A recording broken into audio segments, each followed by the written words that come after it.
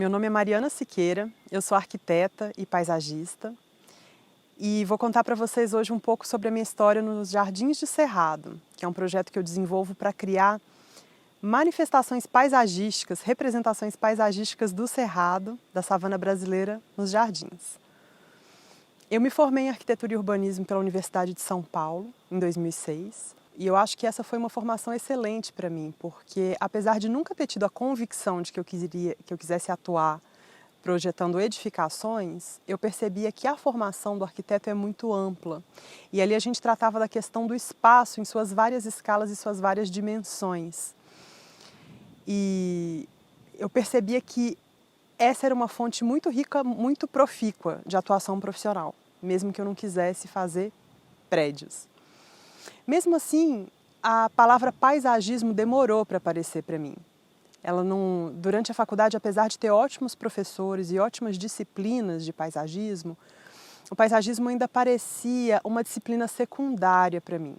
É como se a questão espacial fosse não restrita, né, mas recebesse uma ênfase muito grande na questão da edificação, e o paisagismo entrasse muitas vezes como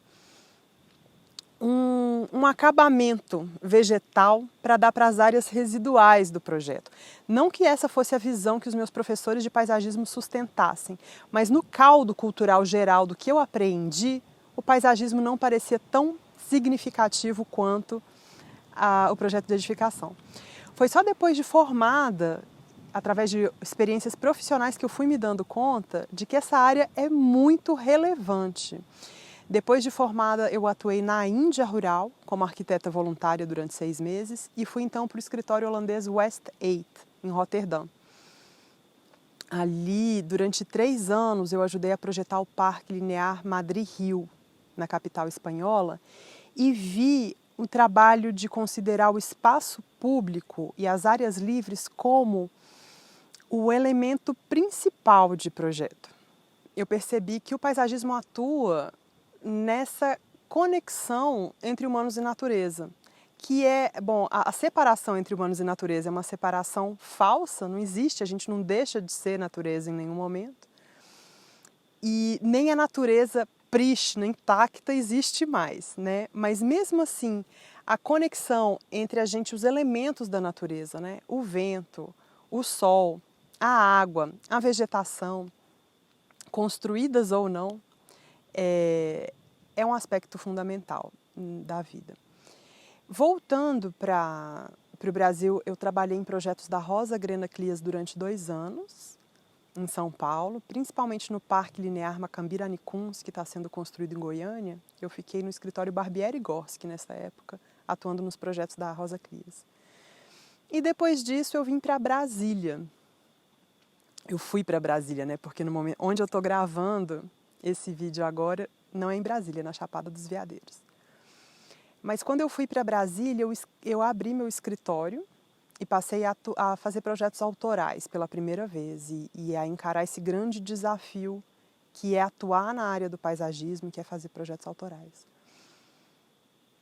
E é aí que começa a história que eu quero contar para vocês hoje, porque eu logo conheci os arquitetos da Bloco Arquitetos, porque na época eu trabalhava como repórter para a revista U, de arquitetura e urbanismo, e eu fui cobrir uma pauta de uma casa nova deles, e conversa vai, conversa vem, eles descobriram que eu era paisagista e me convidaram para fazer um projeto deles, e esse projeto era a Casa Vila Rica, de uma cliente chamada Ilka Teodoro.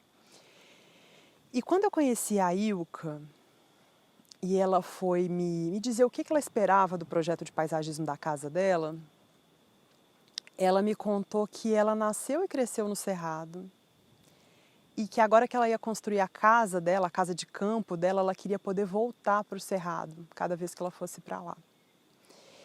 E eu, inocentemente, peguei o meu caderninho e fui anotando essas descrições que ela me passava, como uma forma de fazer o programa de necessidades do paisagismo. E eu digo inocentemente porque eu anotei jardim com plantas do Cerrado sem nem questionar se aquilo seria uma coisa viável ou não, simplesmente uma das necessidades da cliente. espaço para festas, área para fazer fogueira, fui levantando todos os itens. Voltei para o escritório e fiz um estudo preliminar em que eu fui elencando as várias áreas de projeto e mostrando imagens de referência para como a gente ia abordar aquelas áreas. E para a área, para o entorno da casa, eu escrevi Jardim de Cerrado. E coloquei como referência as paisagens do Cerrado, que me chamavam a atenção. E a gente nota que as paisagens do Cerrado muitas vezes são paisagens abertas. Não são áreas totalmente cheias de árvore, totalmente sombreadas, né? Tem esse predomínio de capins, de ervas, de arbustos. Então eu coloquei fotos desse tipo de paisagem com esse extrato herbáceo, arbustivo em destaque, e coloquei fotos de jardins naturalistas contemporâneos, como o do holandês Piet Oudolf, que fez o High Line em Nova York, por exemplo. E eu via uma grande relação formal entre essas vegetações dos jardins do Piet Oudolf e as vegetações do Cerrado. Esse predomínio de capins, as ervinhas e arbustos coloridos, alta biodiversidade, um aspecto selvagem. E coloquei essas imagens lado a lado, apresentei para a cliente, apresentei para os arquitetos, todos gostaram, aprovaram o projeto. E então eu fui em viveiros, em Brasília, para pedir as listas de plantas nativas, para eu compor no meu projeto, então na segunda etapa já do projeto. E quando eu cheguei nos viveiros e perguntei, vocês têm plantas nativas do Cerrado? A resposta era sempre sim. E então eu pedia para ver a lista de plantas e eram sempre árvores nativas do Cerrado. E eu falava, não, tá legal. E além das árvores, o que vocês têm? E aí os viveiristas muitas vezes me olhavam falando, como assim outras plantas nativas do Cerrado? E eu falava, ué, arbusto, erva, capim. E alguns me olhavam e falavam assim, mas isso aqui é capim nativo do Cerrado? Para colocar num projeto de paisagismo? Eu quero. Eles, não, ninguém... Alguns diziam que ninguém nunca tinha nem pedido esse tipo de planta para eles, né? Mas o que mais me diziam, e aí eu ouvi isso de muitos profissionais, não só entre os viveiristas, mas entre os paisagistas, agrônomos, biólogos, enfim, que tinha uma limitação técnica muito importante para cultivar essas plantas. É quase como se fosse impossível, tecnicamente, cultivá-las, né? Reproduzir em viveiro, plantar em jardim. Eu percebi que tinha um mito muito bem estabelecido nesse sentido. Não encontrei trabalhos concretos na época que me indicassem o contrário. E fiquei com essa inquietação, né? Passei a frequentar o Cerrado mais, tendo vindo de Brasília, apesar de que eu sou mineira. Então, na minha infância, já tinha esse contato com o Cerrado no Centro-Oeste mineiro. Mas agora, em Brasília, na Chapada dos Veadeiros, como paisagista, eu passei a percorrer as paisagens do Cerrado com um olhar muito mais interessado na vegetação. E vendo como seria incrível se essas plantas pudessem mesmo aparecer num jardim. Passaram-se meses em que eu fiquei com essa questão na cabeça, né, sem ver muita novidade. E a minha sorte começou a mudar quando eu conheci, né, procurando, porque eu falava sobre isso onde eu fosse, assim. Comecei a frequentar meios que discutiam Cerrado, principalmente ligados ao NB, mas não só.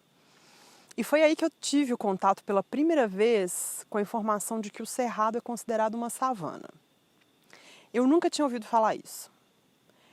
Eu ainda tinha uma noção de que savana é um tipo de paisagem ou de ecossistema exclusivamente africano. Como se o conceito de savana fosse lugar onde tem girafa, leão e elefante. E aí eu fui descobrindo que savana não é isso, claro. Savana é basicamente, num conceito muito simples e muito direto, savana é onde capim coexiste com árvore. Por quê? A maioria dos capins, das espécies de capins, é adaptada à luz solar direta. Então, embora existam sim capins de mata, de floresta, não é o mais comum, né, de acontecer. Então eu descobri o seguinte, que no Cerrado existem 3 tipos principais de formações vegetais, que são as florestas, as savanas e os campos. Florestas são ambientes onde há uma densidade de árvores tão grande que as árvores estão tão perto uma das outras que as copas de umas das outras se tocam. E isso sombreia o que acontece por baixo. Isso é floresta. Campo é onde não tem árvore. Campo é onde tem esse predomínio de um estrato graminoso com ervas e arbustos, mas é uma paisagem realmente aberta, sem nenhuma árvore. E savana é onde você tem esse mesmo estrato graminoso, herbáceo e arbustivo cobrindo o solo, porém com presença de árvores espalhadas, uma densidade mais baixa, de forma que as copas delas não se tocam tanto como na floresta. São espalhadas, então isso permite que a luz solar direta atinja essa camada mais baixa da vegetação, e você tem então a coexistência dos capins com essas árvores espalhadas. Cerrado é considerado uma savana porque predominam paisagens savânicas no Cerrado, apesar então da gente ter essa grande diversidade de fitofisionomias e de tipos de vegetação. Então, o contato com esse conceito do Cerrado como uma savana, ele foi tão revolucionário para mim, me ajudou tanto a ampliar a minha visão e a minha percepção sobre a paisagem brasileira, porque eu percebi que eu entendia a paisagem brasileira muito como floresta e praia. E eu acho que existe essa visão na nossa sociedade, na nossa cultura, nacional e internacionalmente também. O Brasil é o país das grandes florestas tropicais úmidas.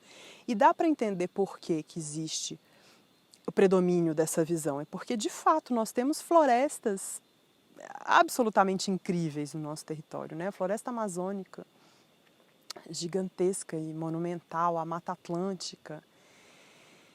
Mas a gente tem também ambientes não florestais que são naturais, que são antigos, que são muito biodiversos e que são muito importantes do ponto de vista ecológico.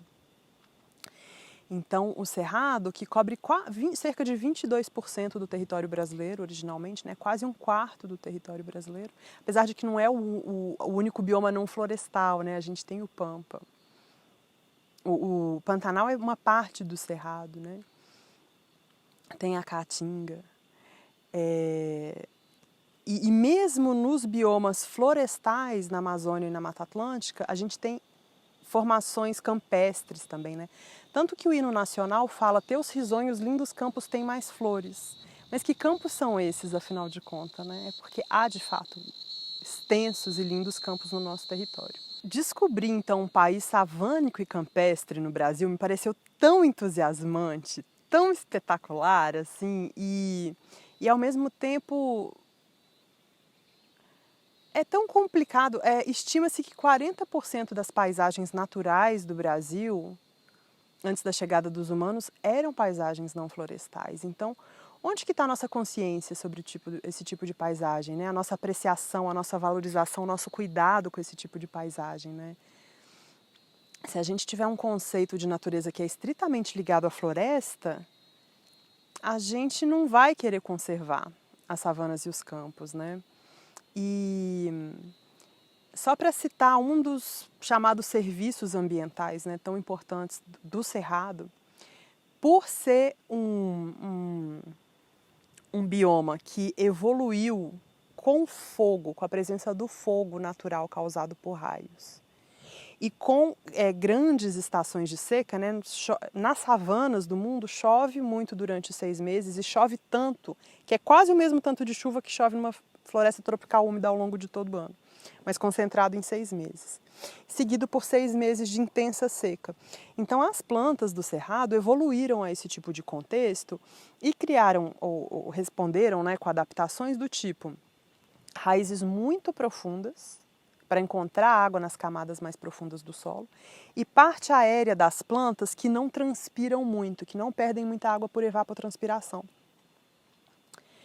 Então são plantas que às vezes têm folhas ou mais finas ou mais duras, mais rígidas, com pelinhos, com pigmentos que refletem a luz solar, e o que deixa o cerrado muitas vezes com um aspecto dourado, metálico, super lindo. Então, ao não perder muita água por evapotranspiração e ao ter raízes muito profundas que criam caminhos, que cria porosidade no solo, em camadas muito profundas também, isso faz com que a água da chuva infiltre e isso recarregue os lençóis freáticos que vão virar as nascentes das 3 principais bacias hidrográficas da América do Sul. 8 das 12 bacias hidrográficas brasileiras. Então, é por isso que o cerrado é chamado de floresta invertida, porque a maior parte da biomassa do cerrado não está visível para a gente, ela está embaixo da terra. Então, é chamado de floresta invertida e de caixa d'água do Brasil. Então, o meu amigo, o ecólogo Alexandre Sampaio, me comentou essa comparação que a vegetação que tem junto às nascentes é muito importante, assim como a vegetação que tem ao longo dos cursos d'água, das matas ciliares. Mas nascente e curso d'água é como torneira e cano que transportam a água. Mas não adianta ter torneira e cano bem funcionando se não tiver água na caixa d'água. E a caixa d'água do Brasil é o cerrado. Então daí vem a importância, uma das importâncias da gente conservar esse tipo de ambiente que evoluiu adaptando-se à seca e ao fogo. Bom, a minha visão foi se ampliando muito então, né? Só que a minha sorte mudou de fato a hora que justamente eu conheci ecólogos como Alexandre Sampaio que estão trabalhando com restauração ecológica no cerrado de uma forma revolucionária, que é qual? Não só plantando mudas de árvores, que é o que a legislação brasileira determina em projetos de compensação ambiental. Aqui eles, e quando eu digo eles, é o Alexandre Sampaio, o professor Isabel Schmidt, o Daniel Vieira, o Claudomiro de Almeida Cortes. Então estão falando de ICMBio, Departamento de Ecologia da UNB, Embrapa, Associação Cerrado de Pé, então Rede de Sementes do Cerrado. Quando eu conheci essa turma e os vi semeando capins, ervas, arbustos e árvores em projetos de restauração ecológica e vi essas plantas nascendo, então eles estavam trocando plantas exóticas invasoras, como pastagens de braquiária, por comunidades biodiversas do cerrado. Então, quando eu vi esses plantios, essas semeaduras, eu vi que não era impossível cultivar cerrado. Isso me deu um grande entusiasmo. E vi que tinha um campo super profícuo para atuar e que era um trabalho importante, porque o paisagismo eu considero que seja uma ferramenta estratégica para comunicar valores como esses que eu acabo de comentar, das savanas, dos campos, da caixa d'água do Brasil e tudo mais. Então, acho que é uma ferramenta estratégica para a gente levar esse tipo de informação e esse apelo afetivo, essa conexão com as espécies vegetais, com as paisagens, para o público em geral, para as pessoas nas cidades. E daí nasceu o projeto Jardins de Cerrado, que atua nas seguintes áreas. A gente faz expedição em busca de plantas com potencial paisagístico, sobretudo, ou quase exclusivamente mesmo, em paisagens campestres e savânicas. Porque eu considero que são as paisagens que mais precisam de visibilidade nesse momento no Brasil. A gente faz cultivo de dessas plantas, né? Principalmente através de sementes. Então, com o Claudomiro de Almeida Cortes, que é o presidente da Associação de Sementes, de Coletores de Sementes Cerrado de Pé, aqui na Chapada dos Veadeiros, a gente abriu um viveiro experimental, com a assessoria técnica do Alexandre Sampaio e da Isabel Schmidt, onde a gente está cultivando dezenas, talvez mais de uma centena já, de espécies herbáceas e arbustivas sem maiores dificuldades. Então, para a gente ter ido daquele mito do impossível cultivar, para a gente simplesmente tentar e ver nascer quase tudo que a gente estava testando, eu comecei a entender que a maior limitação para o uso dessas plantas não é técnico, é cultural. É falta de interesse mesmo, ou era falta de interesse, porque a gente vê que está havendo uma ascensão da valorização dessas formas de vida no paisagismo e na cultura brasileira em geral. Além disso, eu faço experimentos científicos sempre em parceria, né, com essas pessoas que eu já mencionei, mas também muito com o professor Júlio Pastore, da Universidade de Brasília. Ele é professor de paisagismo na Faculdade de Agronomia e Veterinária da UNB. A gente faz coisas juntos. E experimentos de jardins propriamente ditos, né, jardins experimentais. E sempre baseada na linguagem naturalista. Eu tenho uma mentora que me ensina, né, tudo o que ela pode sobre paisagismo naturalista e sobre plant hunting, que é o nome internacional para essas expedições em busca de plantas com potencial paisagístico, que é a paisagista argentina Amália Robredo. Quando eu iniciei o projeto, eu escrevi para ela, descobri o trabalho dela num livro, mandei um e-mail e perguntei se ela podia me ajudar com algumas coisas, e ela ficou super entusiasmada e respondeu que era para eu contar com ela 100%. E de fato foi assim, ela veio algumas vezes já para o Brasil e transmite a experiência dela, porque ela fez no Uruguai o que eu queria fazer no Cerrado. Então ela encontrou a mesma situação de plantas incríveis que não eram usadas no paisagismo e começou a reproduzir essas plantas e utilizar em jardins naturalistas. Então ela veio para cá e ajuda a gente a fazer esse trabalho. O primeiro experimento que a gente fez foi em parceria então com Alexandre Sampaio, com a Isabel Schmidt e com mestrandos de ecologia, estudantes de biologia da UNB, e com o Jardim Botânico de Brasília. Foi um experimento no Jardim Botânico em que a gente semeou 180 parcelinhas de 1 metro por 1 metro, com 15 plantas nativas do Cerrado, nas quais eu via potencial paisagístico. A maioria dessas plantas já estava sendo usada em projetos de restauração ecológica, então eu peguei a lista deles, fui vendo as espécies, separei 15, a gente adicionou 1 ou 2 espécies diferentes. Então cada um desses quadradinhos tem uma espécie só, todos foram plantados por semeadura direta. E a gente comparou, metade do experimento nunca foi irrigada e a outra metade a gente irrigou durante a primeira estação seca, apenas. E nunca mais irrigou, né? Então foi uma curta irrigação durante o período da primeira seca. E o resultado foi incrível, porque a gente viu que houve, sim, muitas espécies cresceram um pouco mais nas parcelas que foram irrigadas, mas não deu uma diferença tão importante assim em relação à parte que não foi nunca irrigada. Então, vendo assim as fotografias hoje, né, do resultado que a gente obteve, da diversidade de plantas, do tamanho das plantas,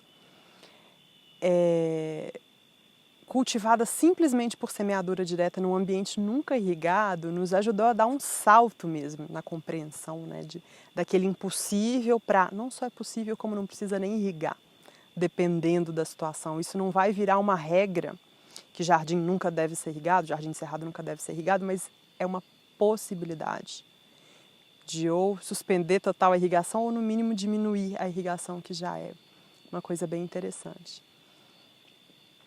Um outro experimento científico eu fiz em parceria com o professor Júlio Pastore na UNB e com a professora Isabel Schmidt, que novamente a gente semeou parcelinhas de 1 metro por 1 metro, com 10 espécies de plantas nativas do Cerrado com potencial paisagístico. Dessa vez a gente misturou as espécies, cada parcela tinha as 10 espécies. E algumas das parcelas a gente plantou por mudas, e essas mudas foram produzidas pelo professor Júlio Pastore no viveiro da UNB. Ele rapidamente se tornou um parceiro quando ele veio para Brasília, acho que foi em 2017, e ele já tinha o interesse de atuar justamente nessa área. E aí ele conheceu nossas experiências, isso talvez tenha até catalisado um pouco o processo para ele para chegar na UNB e abrir o viveiro dele também e passar a cultivar essas espécies. Então a gente cultivou as espécies que ele tinha, a gente usou no experimento as espécies que ele tinha no viveiro naquele momento. Então algumas parcelas foram por semeadura direta, outras foram por mudas, e aí a gente comparou a resposta de muda versus semente. A gente utilizou estratégias para diminuir a manutenção durante o estabelecimento inicial das parcelas que a gente fez por semeadura direta, porque esse é um dos grandes desafios, né? Ao fazer jardim por semeadura direta, como que vai ser esse manejo? Então a gente testou estratégias ali também. E depois de tudo isso, a gente transformou o experimento num experimento de poda. Essa questão da poda, a gente viu pela primeira vez no experimento do Jardim Botânico de Brasília. Porque os jardins naturalistas contemporâneos, quando bem planejados e bem executados, por admitirem essa maior biodiversidade e principalmente por serem planejados não como canteiros com combinação de plantas simplesmente, mas como novas comunidades vegetais, que têm que ser pensadas então para serem estáveis, minimamente estáveis, do ponto de vista ornamental e do ponto de vista ecológico. Então tem muita ciência por trás de montar uma comunidade vegetal ornamental nova, mas quando se atinge esse ponto, passam a ser jardins com mais baixa manutenção, podem vir a ser jardins com mais baixa manutenção. E os estudos nesse sentido são conduzidos principalmente para a gente, né, como referência para a gente, pelo James Hitchell e pelo Nigel Dunnett, da Universidade de Sheffield. Mas então, como existe essa perspectiva de chegar a comunidades vegetais que exijam menos manutenção, é preciso fazer uma poda drástica, 1 ou 2 vezes por ano, ou de 1 a cada 2 anos, enfim, tem uma periodicidade a estabelecer para fazer uma roçagem no jardim. E isso no contexto do cerrado é bem importante porque durante a estação seca vai se acumular biomassa seca no jardim. Então como que a gente faz para renovar esse jardim quando chegarem as chuvas e não ficar com aquela biomassa toda acumulada? Na natureza, isso se dá historicamente justamente com o fogo natural do cerrado, porque o fogo natural do cerrado é iniciado por raios.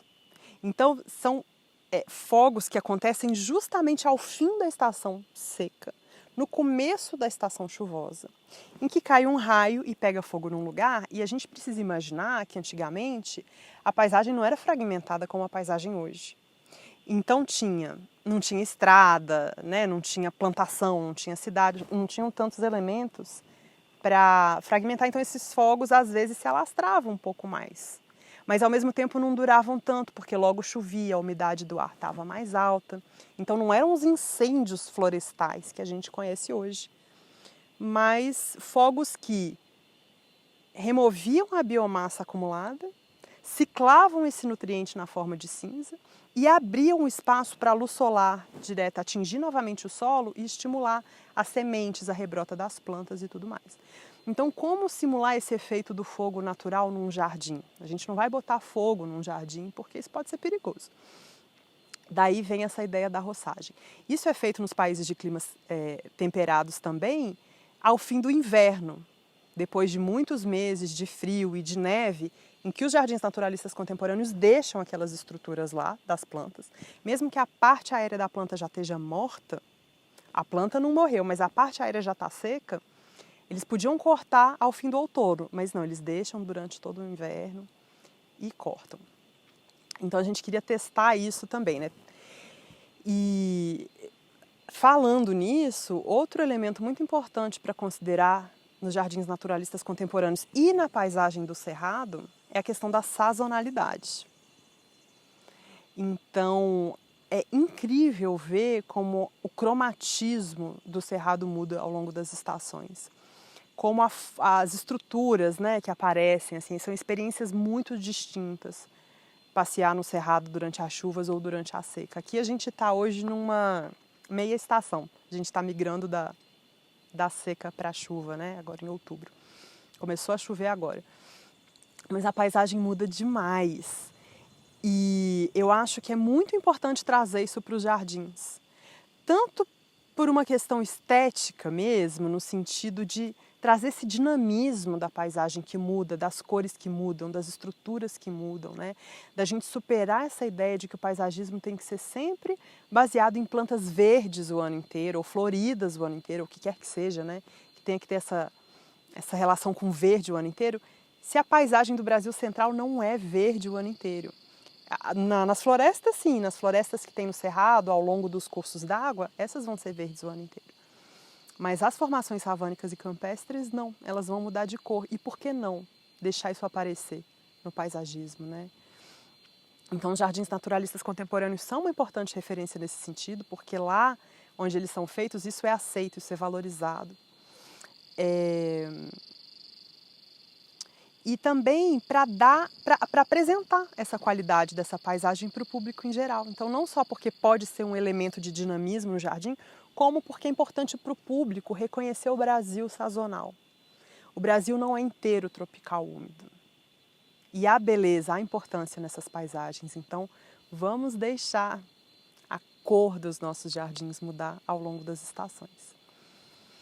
Bom, então no Jardim Botânico a gente cortou metade do experimento. Então a gente pegou metade do experimento que nunca tinha sido irrigado, metade do experimento que tinha sido irrigada, ou seja, metade de cada um desses lados, né?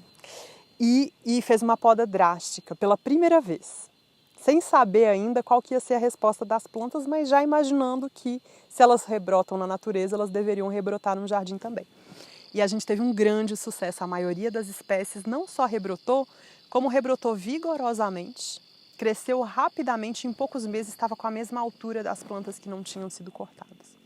E depois a gente fez isso também no experimento no Instituto de Biologia da UNB, em que a gente cortou parte das parcelas um ano, no ano seguinte cortou outras parcelas também, e a gente teve respostas bem interessantes para algumas espécies, para outras menos, e tudo isso a gente está compilando para finalmente poder publicar. E vamos então agora falar um pouquinho dos jardins propriamente ditos, né? Dos experimentos com os jardins. O primeiro jardim residencial que eu fiz foi o jardim na Casa no Cerrado, do arquiteto Carlos Teixeira, da Vazio S.A., é um arquiteto de Belo Horizonte, a casa que ele fez para ele mesmo na Serra da Moeda, em Moeda. É uma casa que está inserida num condomínio com uma vegetação de cerrado muito bem conservada e que onde foram feitos cortes e aterros para colocar a casa na época da construção, depois esses taludes que foram gerados foram estabilizados com a semeadura de braquiária, que é justamente aquela planta exótica invasora usada para pastagem, né? Para pecuária, que aqui na Chapada dos Veadeiros os ecólogos removem para reintroduzir plantas nativas. Então o que a gente fez foi pegar um pequeno desses taludes para fazer um experimento inicial. Então ali eu fiz um jardim naturalista por semeadura direta. E é bem interessante, nesse jardim já dá para observar bem a questão da sazonalidade atuando. O jardim é bem diferente na época da chuva, se comparado à época da seca. E agora a gente está agora eu trouxe a Bárbara Pacheco, da empresa Verde Novo Sementes Nativas, para a gente pensar numa restauração do entorno desse primeiro canteiro que eu fiz, ou seja, das outras áreas que estavam com braquiária até pouco.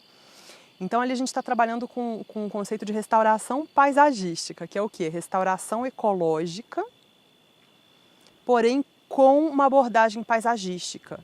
Em quais locais encher mais, em quais menos, onde a gente quer predomínio de quais espécies, de quais comunidades, de quais efeitos. Então a gente mistura um pouco o conceito de paisagismo naturalista com o conceito de restauração ecológica. Esse nome, inclusive, a gente criou, quem criou foi o pessoal do ICMBio, num experimento que a gente fez no Parque Nacional de Brasília alguns anos antes, ainda em 2016. que foi um experimento mais complexo, com muitas espécies, com a presença de muitos voluntários. E a gente teve um resultado interessante, porém com uma perda de biodiversidade grande. E estamos tentando entender por quê, se foi uma relação com o solo, com o tipo de vegetação que tinha no entorno. Mas esse conceito foi cunhado lá. E agora a gente está na Casa do Cerrado com a Bárbara Pacheco, buscando estruturar isso para oferecer para os clientes. Então a Casa do Cerrado foi a primeira experiência nesse sentido, em andamento.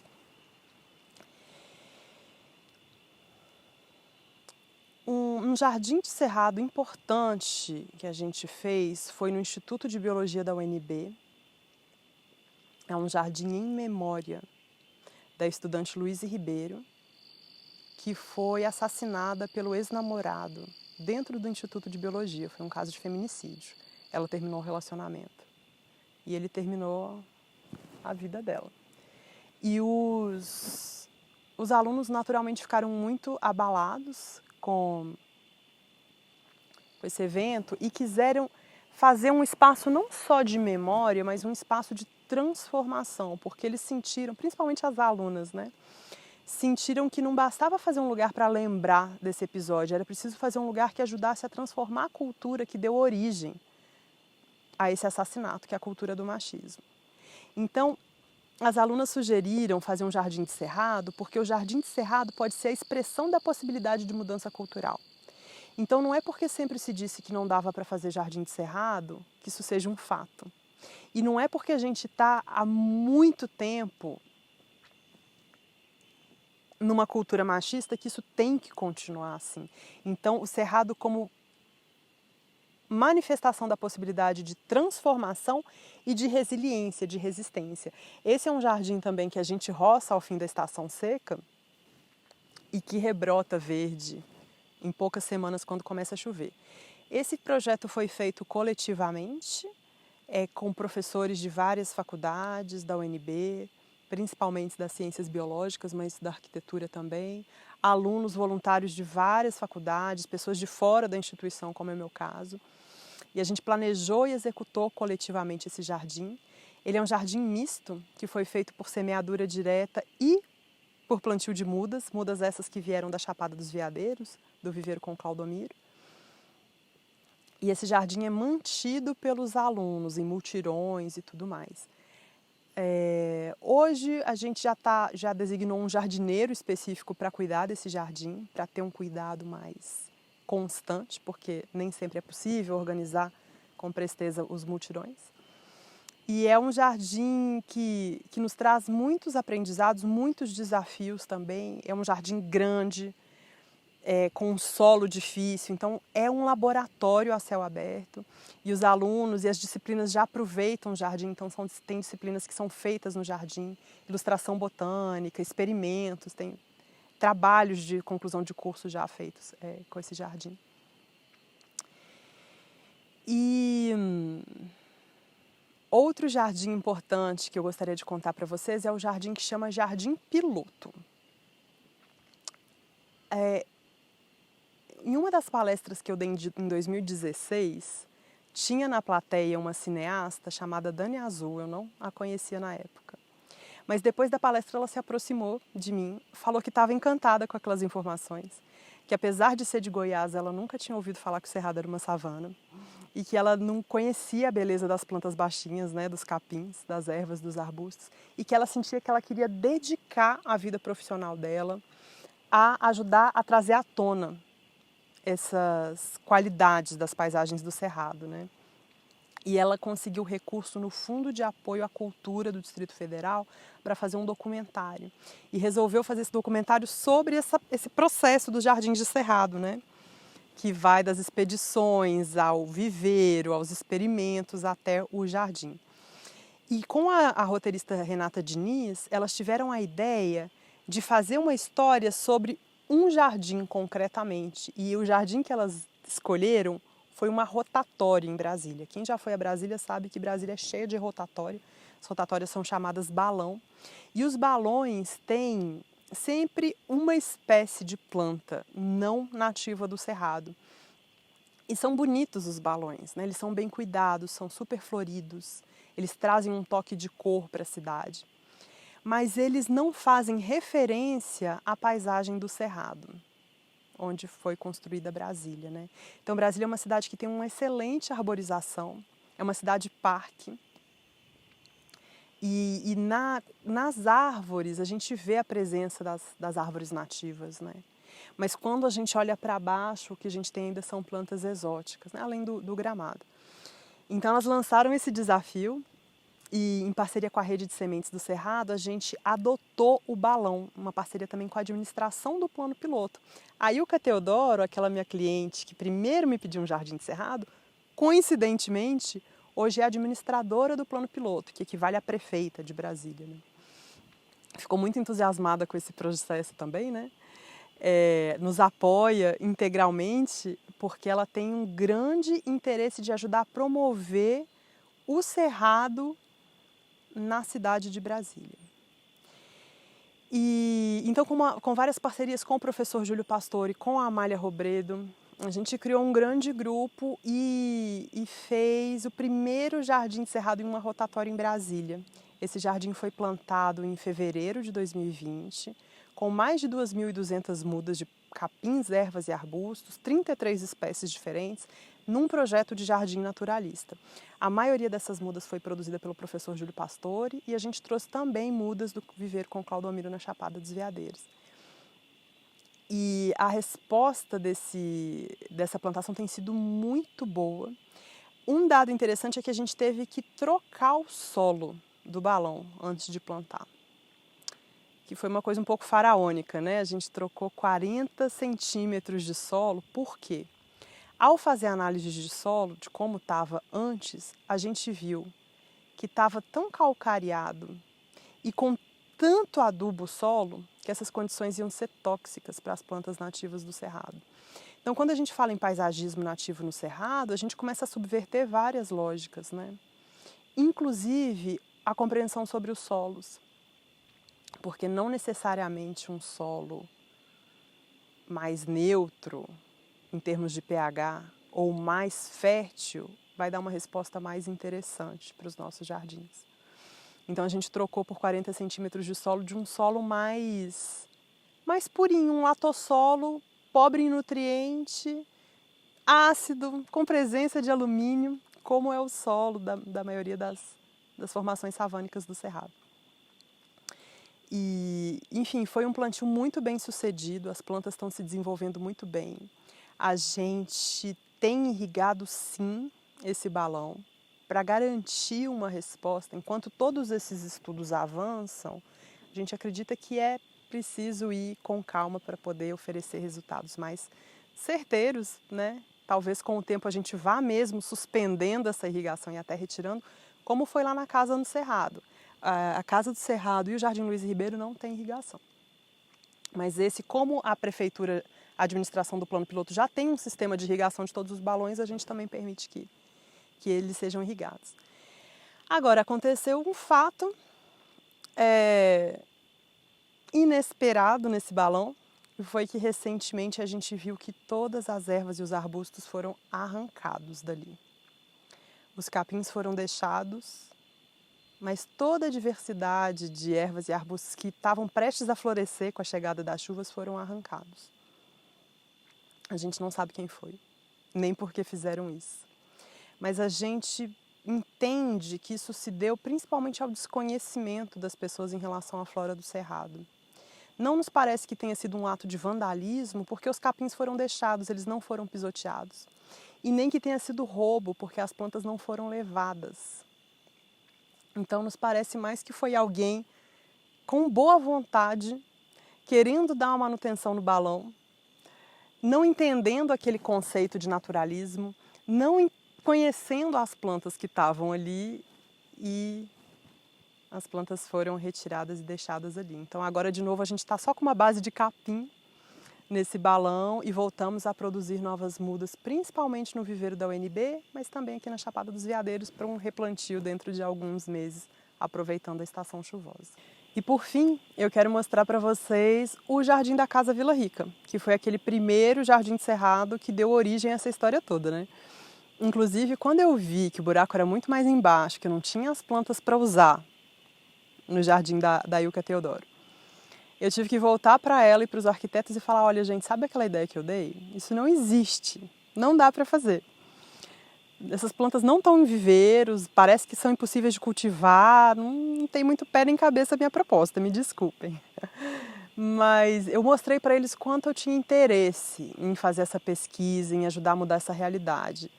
E a Ilka foi uma cliente tão generosa, tão compreensiva e tão paciente, que ela entendeu e ela falou assim, tá, você acha que em 10 anos você me entrega esse projeto? Eu falei, eu acho que entrego. Então ela falou, então você tem tempo, vai fazer. E os arquitetos também, né, pacientes, porque a gente fez um paisagismo muito básico assim no começo, só botar grama em algumas partes, deixar braquiária em outras, até entendendo melhor o que fazer. Para esse projeto eu chamei a Amália Robredo para ser parceira. E a Amália trouxe uma ideia muito legal de estruturar o Jardim de Cerrado em faixas. Principalmente no jardim frontal, né, de dar uma geometria ortogonal para esse jardim de cerrado, para criar um contraste entre o caos que ia rolar dentro dos canteiros, né, desse jardim naturalista, e o controle das linhas ortogonais, né, que por contraste a gente demonstrar a intencionalidade daquelas plantas. Então o que a gente estava fazendo ali era não só semear novas plantas nativas do cerrado, mas dar espaço para as rebrotas do cerrado nativo que tinha lá. Esse cerrado estava sufocado pela braquiária, mas no momento que a gente foi tirando essa braquiária, as pequenas plantinhas nativas que estavam lá e que começaram a rebrotar ganharam muito mais volume, vieram à tona. Então essas faixas organizam essas plantas e aquelas que a gente introduziu por semeadura direta e estão compondo muito bem com a arquitetura da Bloco Arquitetos e ainda é um processo em andamento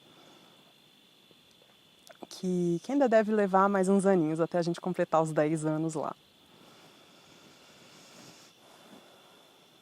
Eu considero que o projeto Jardins de Cerrado segue sendo um projeto experimental, em boa medida, embora a gente tenha avançado demais nesses anos, entender muitos aspectos relacionados ao cultivo, ao emprego da linguagem, aos solos, né, aspectos técnicos e de linguagem. A gente tem muitos parceiros, esse trabalho está muito profícuo, avançando em muitas áreas, através de muitas pessoas. Nesse processo todo, eu entendi o jardim como uma ferramenta pedagógica. Não só o fenômeno vegetal em si do jardim, mas todas as narrativas associadas a ele. E essas narrativas me interessam tanto quanto ou quase mais que o jardim em si. Eu acho que essas duas coisas andam juntas. Esse processo me permitiu descobrir o quão importante é transmitir essas informações sobre as qualidades estéticas e ecológicas do cerrado para a população. Então, de lá para cá, eu faço muitas palestras, né, como essa oportunidade que estou tendo aqui no Conapa. Dou cursos, oficinas, faço publicações, eu procuro realmente trazer a narrativa junto dos jardins. E eu considero que isso seja importante e relevante.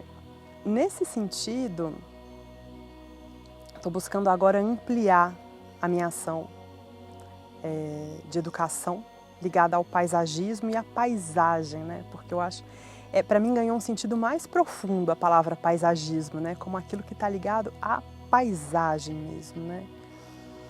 Então eu estou agora em vias de abrir um ateliê escola na Chapada dos Veadeiros. A construção está em obras, deve ser inaugurada no que vem, apesar de que com a pandemia tudo ganha um ritmo um pouco incerto.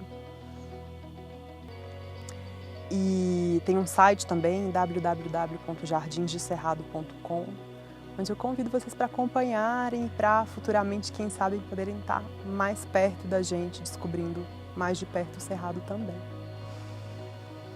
E por fim, eu vou só contar por que esse projeto chama Jardins de Cerrado e não Jardins do Cerrado, né? Porque todo mundo me responde falando dos Jardins do Cerrado e eu bato o pé, não, o projeto é Jardins de Cerrado. E por que é isso? É porque eu acredito que os Jardins do Cerrado já existem. Eles estão na natureza do Cerrado. Então quem vier percorrer essas trilhas, conhecer essa natureza, não só na Chapada dos Veadeiros, mas em todo o Brasil Central, vai encontrar os Jardins do Cerrado. E é pelos Jardins do Cerrado que a gente faz Jardins de Cerrado. Então é isso. Eu agradeço pela oportunidade de vir falar com vocês hoje, agradeço o interesse, espero que essas imagens e essas palavras ajudem a ampliar um pouquinho o olhar de vocês também. Vocês possam ver beleza em cantinhos que não necessariamente estavam tão aparentes antes. E agora a gente abre para uma conversa ao vivo no contexto do Congresso. E se você está assistindo esse vídeo depois, eu deixo um abraço também e nos vemos pelo Cerrado. Tchau, tchau.